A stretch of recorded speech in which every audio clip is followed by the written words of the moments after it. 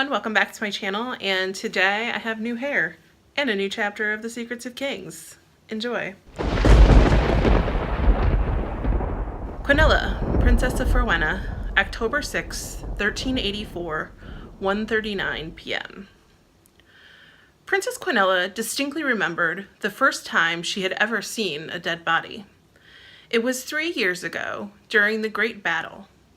Her father insisted on bringing scores of patients to the castle for treatment in an attempt to alleviate some of the burden on the various medical tents and houses that had been erected around the kingdom. Although she had been given strict orders to stay out of the infirmary wing of the castle, her curiosity got the best of her, and she snuck through all of the passages she was not supposed to know about to get there. She would hide behind tapestries or other large fixtures so she could peek in on what was happening. She was only 9 at the time and small for her age, so it was fairly easy to avoid notice. Besides, most were either too injured or too busy tending to the wounded to notice her. She had been returning a few times a day to look in on a boy that was not much her senior. His makeshift bed was near her favorite hiding spot. From what she could hear from the mouths of the women who were treating him, he had been struck by 3 arrows, one in his stomach, one in his leg, and a third in his chest. Each day she visited, he looked worse and worse. His bed became increasingly sweat-ridden, his face increasingly losing color, and he was awake less and less. The women whispered of tainted blood and infection. On more than one occasion, the princess had witnessed the boy in the bed next to him, who was also injured, only less severely, reach over and beg the boy to get better. The boys each wore a leather necklace with a blue stone on their chests.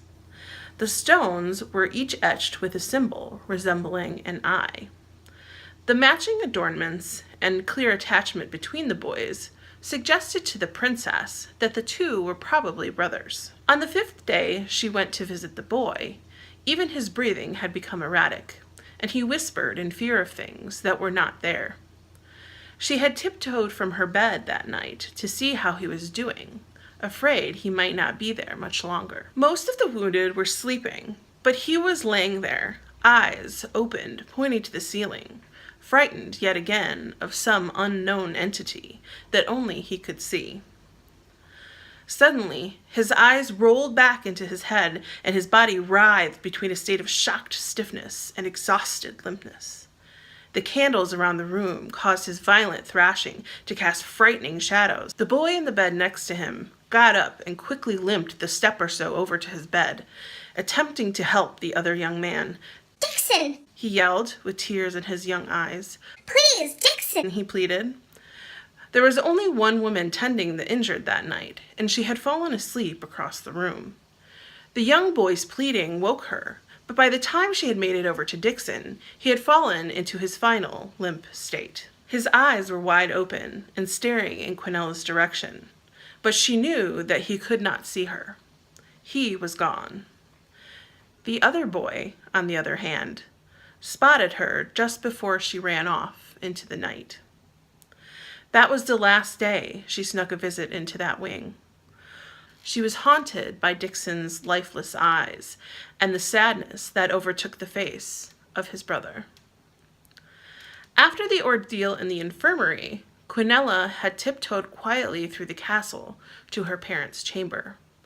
Her father was away with the army, so she did not hesitate to sneak under the covers and pull her mother's arm over her. She felt her mother stir a bit and plant a kiss atop her golden head. "Is everything all right, my darling?" the queen asked in a tired voice. "I'm scared. Can I sleep here tonight?" Quinnella whispered. "Of course, my love," her mother responded.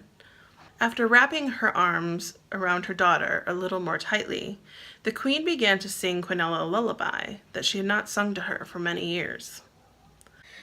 "When the world gets dark and you can no longer see, I'll come running through the woods for you, through through the woods, through the cold, dark woods, through the woods, I'll come for you.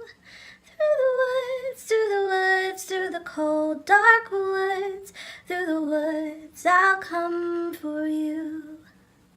This distant memory played over and over in Quinnella's head as she sat in the throne room, watching as royalty and peasants alike walked through to pay their respects to her deceased mother. Some brought flowers, some baked goods, and others small trinkets, which they placed near the box in which she lay. Quinnella was thankful that her father waited a couple of days before opening the throne room for the public mourning visits.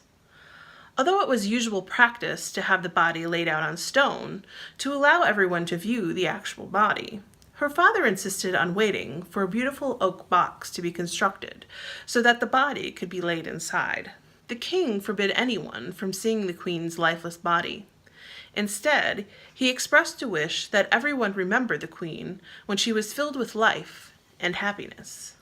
Quinnella was more than happy to support her father's decision, as it meant that she would be spared from seeing another body bound by death without being able to seek out her mother for comfort. After all, such comfort could no longer be sought. She and her father had been sitting for several hours now, watching as people came to say goodbye to the good queen. It was strange to her to see the seat on the other side of her father, the queen's seat, remain empty. But for however empty that seat was now, it was clear that the queen's absence was truly felt. The casket was barely visible now, from the piles of offerings the people had brought, and the line of citizens still waiting to pay their respects remained incredibly long. The princess spotted Ponce out of the corner of her eye. He entered the gallery and tapped the herald on the shoulder, whispering in his ear. Quinnella averted her complete attention to the herald as she saw him rise. Many of the visitors stopped what they were doing and followed suit so that they could hear what the herald was going to announce. The newborn heir to the throne, the royal Prince Remedy, will make a short appearance accompanied by his caretaker, the herald bellowed before returning to his seat. Although it had been 3 days since his birth, Quinnella had yet to lay her eyes upon her new brother or his new caretaker. Her father told her that it was important that the new prince have time to feed and bond with his new nurse. Although her father never told her so, she had heard whispers that the new prince was small, sickly, and needed to feed to get better. Quinnella was convinced that a short public appearance must have been a sign of an improved condition.